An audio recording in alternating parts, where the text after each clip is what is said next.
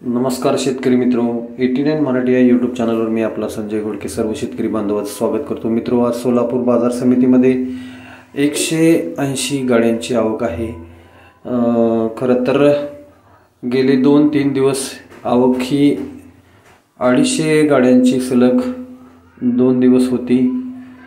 आज सोलापूर बाजार समितीमध्ये जवळजवळ 20-25% माल हा भिजलेला असल्यामुळं आज पुन्हा एकदा सोलापूर बाजार समितीत कांद्याचे दर हे दबावात आले असताना दिसत आहेत।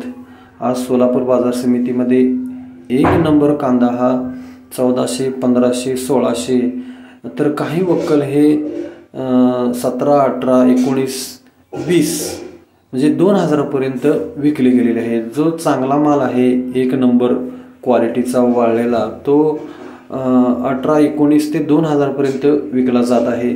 तर 2 नंबर कांदा हा 1100, 1200, 1300 असा विकला जात आहे। तर गोल्टा गुलटीचा दर आज 1000 पासून ते 100 रुपयापासून ते 1000 पर्यंत विकला जात आहे।